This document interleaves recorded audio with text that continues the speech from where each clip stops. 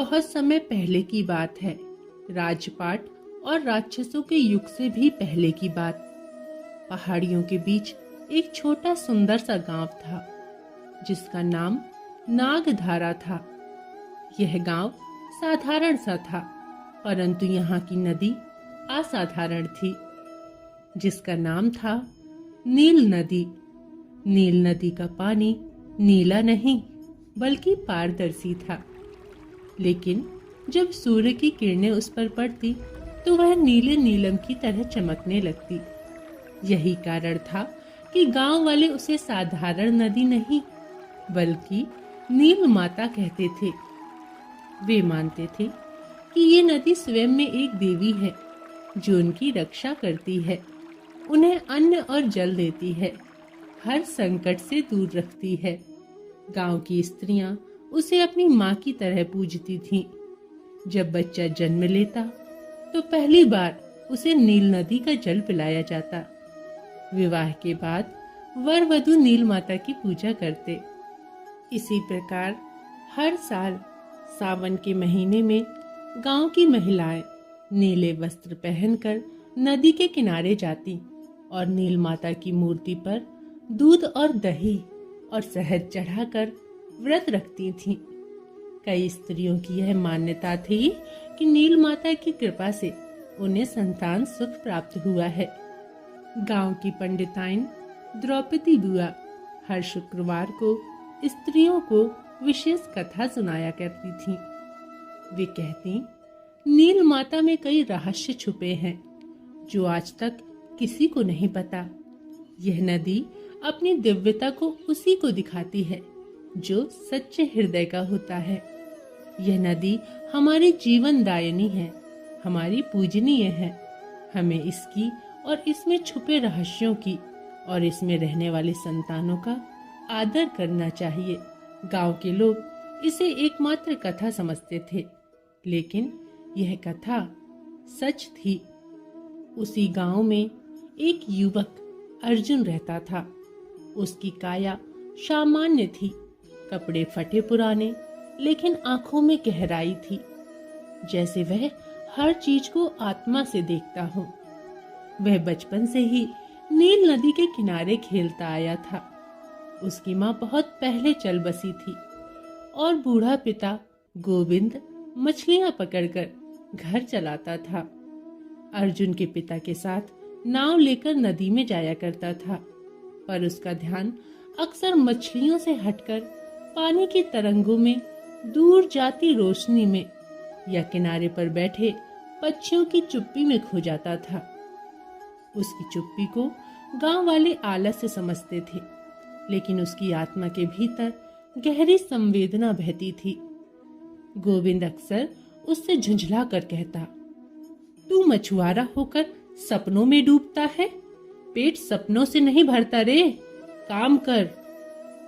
दोस्तों, एक दिन सावन की पूर्णिमा की रात थी। नील नदी के किनारे पूरा गांव पूजा में व्यस्त था। दीप बहाए जा रहे थे। कुछ स्त्रियां पारंपरिक गीत गा रही थीं। बच्चे दीप बहाकर तालियां बजाकर खुश हो रहे थे। अर्जुन अकेला चुपचाप अपनी छोटी नाव लेकर नदी के बीच गया, बस यूं ही, बिना किसी उद्देश्य के। उसके मन में उस दिन एक अजीब सी बेचैनी थी। नदी में कुछ दूर जाने के बाद उसने नाव रोकी और चांद को देखते देखते आंखें मूंद ली। तभी एक हल्की लहर उठी, जैसे कोई गुनगुनाया, बहुत धीमा, जैसे कोई शंख की ध्वनि सीप के भीतर से कर रहा हो। अर्जुन ने आंखें खोली। सामने पानी में उठती एक आकृति, सिर पर झरनों से गिरे बाल, शरीर पर हल्का चमकता नीला झिलम और आंखें जैसे नीले समंदर में तूफान हो। ऐसी एक स्त्री प्रकट हुई। अर्जुन की सांसें अटक गई। वह घबराया और बोला, तुम कौन हो? वह मुस्कुराई, लेकिन उसका चेहरा शांत था। वह बोली, मैं वही हूँ जिसे तुम हर दिन निहारते हो। मैं नील माता की बेटी। अर्जुन का हृदय धड़कने लगा, पर उसमें डर नहीं था। बस था तो एक आकर्षण, एक शांति। अर्जुन ने उसका नाम पूछा। उसने कहा, मीनाक्षी। अचानक नदी के जाल में कुछ हलचल हुई और नाव में बैठे हुए अर्जुन की नींद टूट गई। उसने देखा वह नदी के बीचों बीच है। चारों तरफ सन्नाटा ही सन्नाटा है। गीत गाती हुई औरतें और खेलते हुए बच्चे तट पर ही छूट गए हैं। वे उनसे बहुत दूर हैं। वह नदी के बीचों बीच है। सिर्फ गांव के दिए की रोशनी दिखाई दे रही है। वह घबराया। अब जल्दी जल्दी चप्पू चलाकर नाव से अपने घर लौट आया। परंतु अर्जुन का मन रात भर बेचैन रहा। नील नदी की रहस्यमय नींद उसे हर पल अपनी ओर खींच रही थी। अगली सुबह सूरज की पहली किरण के साथ ही वह नदी के किनारे पहुंच गया। किनारे की चट्टान पर बैठा वह झील की तरह शांत पानी को निहार रहा था। कुछ ही क्षणों में पानी में से एक सौम्य हलचल हुई और फिर नील नदी की गहराइयों से निकलकर एक स्वर्ण कांति सी चमकती स्त्री आकृति उभरी। उसका रूप मानो चांदनी रात में खिले कमल सा था। सिर पर नीले मोतियों का मुकुट, आंखों में अथाह गहराई और लंबे खुले बाल जो पानी से निकलते ही लहरों की तरह हवा में बहने लगे। नीले और चांदनी रंग के वस्त्रों में लिपटी हुई वह स्त्री जैसे स्वयं नील नदी का जीवंत रूप हो। उसे देखकर अर्जुन की आंखें फटी की फटी रह गईं। उसके पांव कांपने लगे, हृदय तेजी से धड़कने लगा। अर्जुन की हालत देखकर मीनाक्षी मुस्कुराई। उसकी मुस्कान में न जाने कैसी रहस्यमय शांति थी। उसने धीमे स्वर में कहा, डरो मत, मैं तुम्हें क्षति पहुंचाने नहीं आई हूँ। मैं मीनाक्षी हूँ, नील नदी की रक्षक, इसकी बेटी। अर्जुन कुछ बोल नहीं पाया। उसकी आंखों में अभी भी विस्मय था। मीनाक्षी ने उससे पूछा, तुम यहाँ क्यों आते हो बार बार? अर्जुन ने कांपती आवाज में उत्तर दिया, मैंने तुम्हें पुकारा था। एक स्वप्न में देखा था। तुम जैसी कोई जल कन्या मेरे स्वप्न में आई थी। मीनाक्षी धीरे धीरे पानी से बाहर निकलकर पत्थर पर बैठ गई। उसकी चाल में जल की कोमलता थी, पर आंखों में अग्नि सी आत्मा। उसने मुस्कुराकर कहा, तो क्या अब मैं जब तुम्हारे सामने हूँ तो तुम मुझसे डरते हो? अर्जुन ने नजर झुका ली। मीनाक्षी ने मुस्कुराते हुए उसके कंधे पर हाथ रखा और बोली, चलो, मैं तुम्हें अपने संसार में ले चलती हूँ, जहाँ कोई भय नहीं है, कोई भ्रम नहीं है तो सिर्फ शांति है। अर्जुन चकित हो गया। इतने में उस जलपरी ने अर्जुन को पानी में खींच लिया। मीनाक्षी ने अर्जुन को नील नदी के तल में बने अपने संसार में पहुंचाया। वह स्थान स्वप्न लोक जैसा था। मोतियों की गुफाएं थीं, जल कंदराएं थीं और चमकते मछलियां जो वहां की प्रहरी थीं। वहां जैसे समय ठहर सा गया था। मीनाक्षी अर्जुन को हर स्थान दिखाती गई। जल पुष्पों के उपवन, बहती हुई नीली रेत और वह शिवशिला जहां वह प्रतिदिन प्रार्थना करती थी।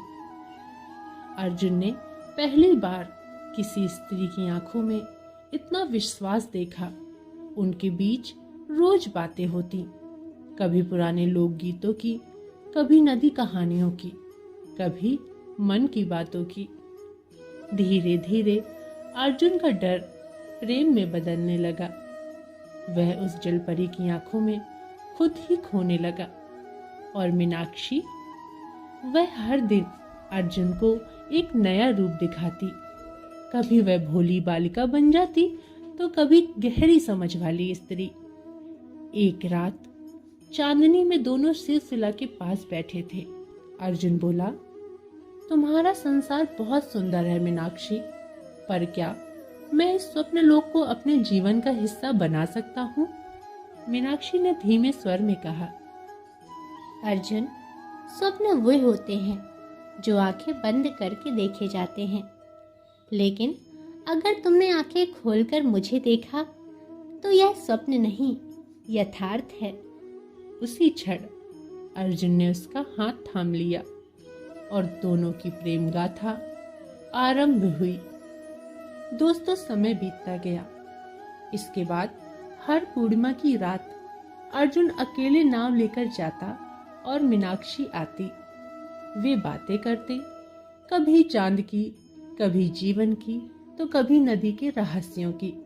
मीनाक्षी ने बताया कि वह नील माता की आत्मा का अंश है।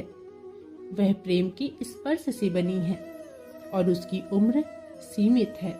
वह केवल तब तक जीवित है जब तक गांव वाले नदी का आदर करते हैं। लेकिन धीरे धीरे यह प्रेम गांव की निगाह में आ गया।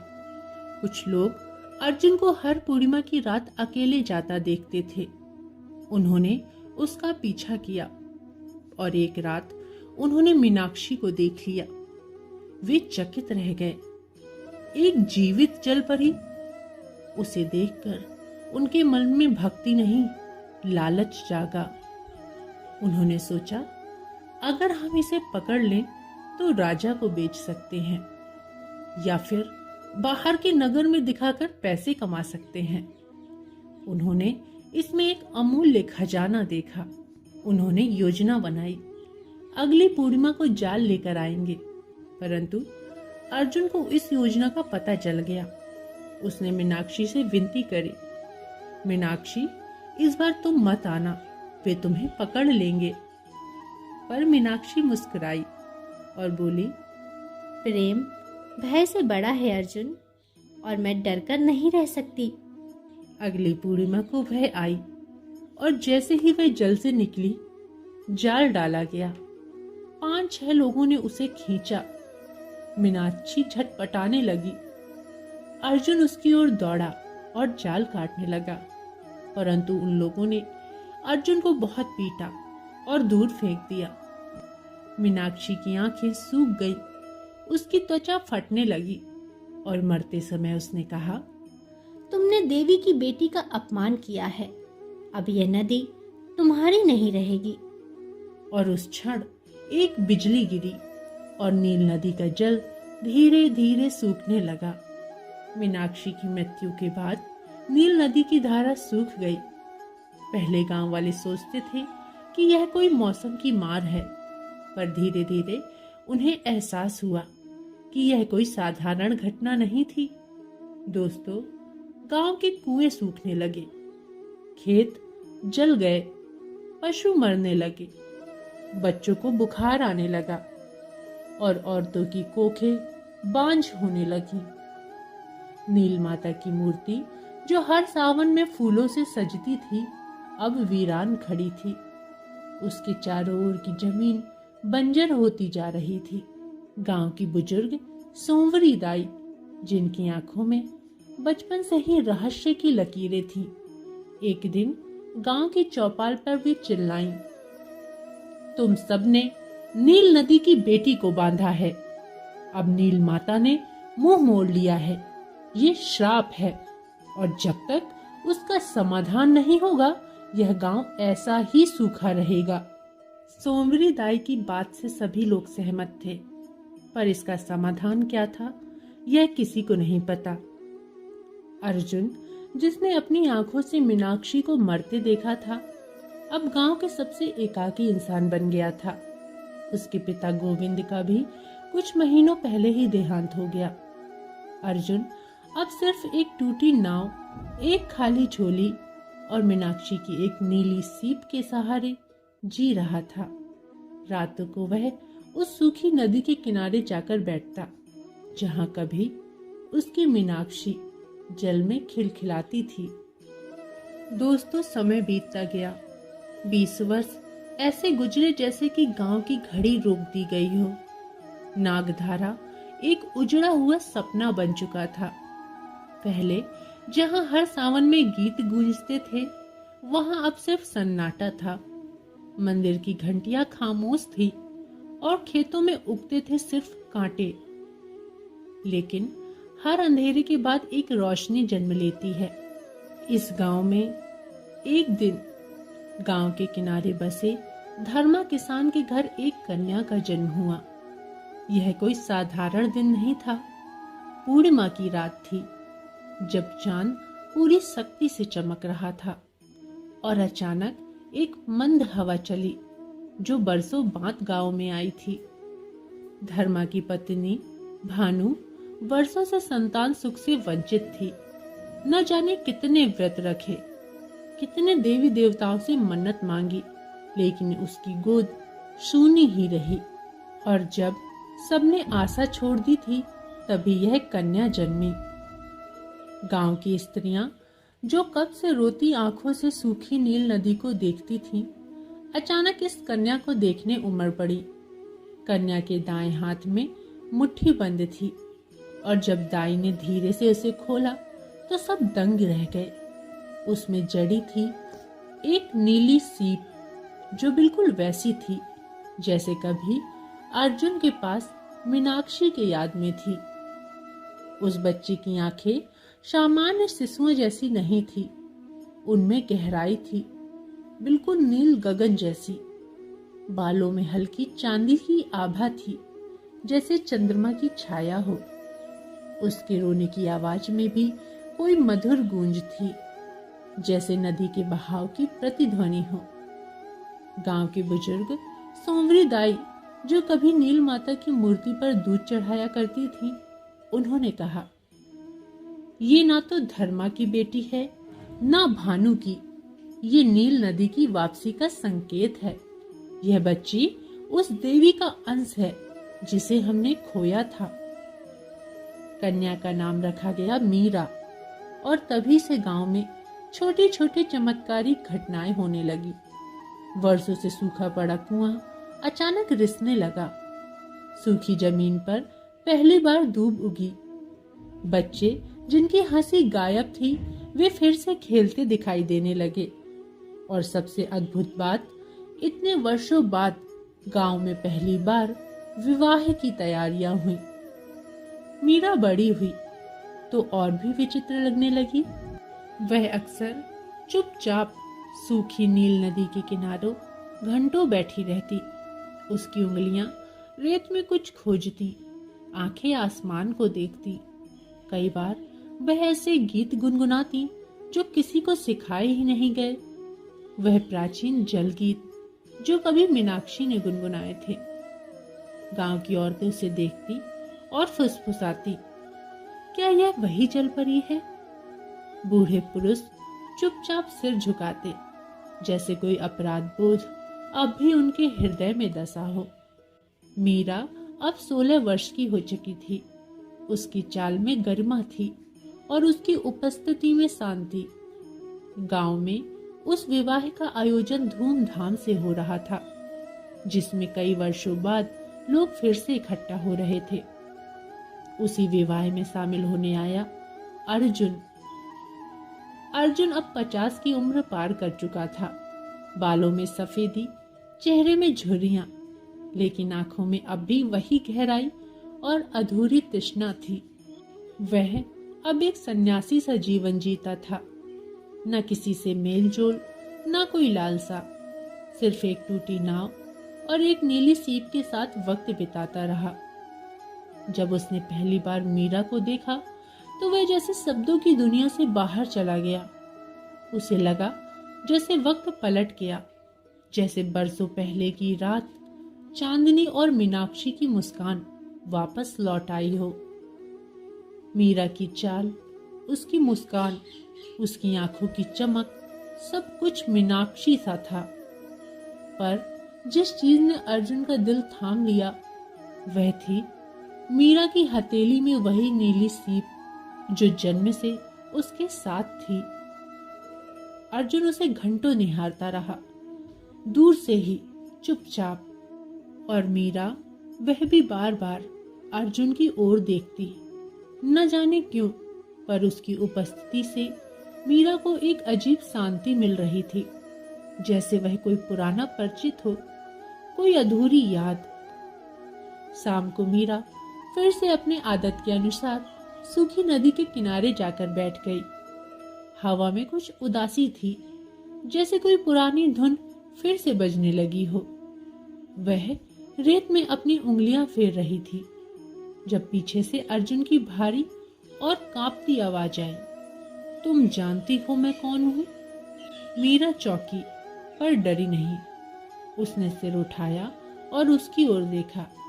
बोली, नहीं, पर लगता है जैसे मैं जानती हूँ। अर्जुन की आंखें भर आईं। उसने कांपती आवाज में कहा, मैं वो हूं जिसे तुमने कभी जल में खींचा था, और मैं वही हूं जो तुम्हें बचा ना पाया। मीरा के भीतर कुछ टूटने और जुड़ने की प्रक्रिया एक साथ हुई, जैसे रूह कोई पुराना चित्र पहचान रही हो। उसकी आंखों से आंसू बहने लगे, होंठ कपकपाने लगे। उसे सब कुछ याद आ रहा था। वह बोली, मैंने तुम्हें चुना था अर्जुन, 2 बार। एक बार नदी के भीतर और अब फिर से धरती पर। उसने धीरे से अर्जुन का हाथ थामा और दोनों की हथेलियां एक नीली सीप के माध्यम से जुड़ गईं। पूरा वातावरण जैसे थम गया हो। गांव की सूखी धरती पर एक हल्की नमी उतरने लगी थी। समय के साथ मीरा और अर्जुन के इस रहस्यमय पुनर्मिलन की चर्चा गांव भर में आग की तरह फैल गई। जो लोग पहले अर्जुन को पागल कहते थे, अब वही उसके चरण छू रहे थे। गांव की चौपाल पर सभा बुलाई गई। मीरा, जो अब सिर्फ धर्मा की बेटी नहीं बल्कि नील नदी की प्रतीक बन चुकी थी, वह भी वहां उपस्थित हुई। उसका चेहरा तेजस्वी था और स्वर में वो अधिकार था जो केवल किसी दिव्यता का होता है। उसने गांव वालों से कहा, गांव वालों, तुमने एक बार देवी की बेटी को जाल में बांधा था। अब वो श्राप तुम्हारे जीवन को बांध चुका है। पर देवी दयालु हैं। यदि तुम सच्चे हृदय से पश्चाताप करो तो शायद वह पुनः लौट आए। गांव वालों ने पहली बार अपनी गलती को स्वीकारा। उन्होंने पुरानी मूर्ति को फिर से धोकर सजाया। सूखी नदी के किनारे दीपों की कतारें सजाईं। महिलाओं ने वैसा ही व्रत रखा जैसा कभी सावन में रखती थी। दूध, दही, शहद से नदी की मिट्टी को अर्पित किया। पूर्णिमा की रात थी। पूरा गांव उस स्थल पर इकट्ठा हुआ जहां कभी नदी की धारा बहती थी। चांद अपनी पूरी उजास में चमक रहा था। सबने एक स्वर में माफी मांगी। आंखों में आंसू थे और हृदय में पश्चाताप। और तभी एक हल्का कंपन जमीन में हुआ। मीरा नदी की रेत पर खड़ी थी। उसने अपनी हथेली में जड़ी नीली सीप को जमीन पर रखा और आंखें मूंद ली। कुछ ही क्षणों में एक छोटा जल स्रोत जमीन से फूट पड़ा। पहले कुछ बूंदे, फिर एक पतली धारा, और फिर जैसे कोई अदृश्य बांध टूट गया हो। पूरी नदी बह निकली। गांव में शोर मच गया, खुशी का, आभार का और पुनर्जन्म का। मीरा ने उसी नदी में डुबकी लगाई और जब वह बाहर आई, उसका चेहरा तेज से भर गया था। उसकी आंखों में अब कोई प्रश्न नहीं था, कोई खोज नहीं थी तो बस एक पूर्णता। कुछ दिन बाद मीरा और अर्जुन गांव से विदा हो गए। कुछ कहते वे वन में तपस्या करने चले गए, कुछ कहते फिर से नील माता की गोद में समा गए। लेकिन आज भी जब चांद चमकता है और नील नदी अपनी पूरी लहरों से बहती है, गांव के लोग कहते हैं, देखो वो जलपरी फिर से आई है और उसका मछुआरा प्रेमी उसे प्रेम से देख रहा है। दोस्तों, यह कहानी यहीं पर समाप्त होती है। संदेश देती है कि प्रेम अमर है, मृत्यु उसे रोक नहीं सकती। जब प्रेम सच्चा हो तो प्रकृति भी उसे आशीर्वाद देती है। और जब समाज उस प्रेम को अपमानित करता है तो प्रकृति स्वयं उसे दंड देती है। आशा करते हैं आपको कहानी पसंद आई होगी। आपको कहानी कैसी लगी हमें कमेंट करके ज़रूर बताएं। कहानी में कौन सा भाग आपके दिल को छुआ हमें कमेंट में ज़रूर बताइएगा। और आपसे निवेदन है कि यदि आप चैनल पर नए हैं या अभी तक आपने चैनल को सब्सक्राइब नहीं किया है तो कृपया करके चैनल को सब्सक्राइब अवश्य कर लें, ताकि हम आपके लिए ऐसे ही कथा कहानियाँ लाते रहें। और वीडियो को अपने मित्रों और सगे संबंधियों के साथ शेयर जरूर करें। अब अगले वीडियो तक के लिए नमस्कार।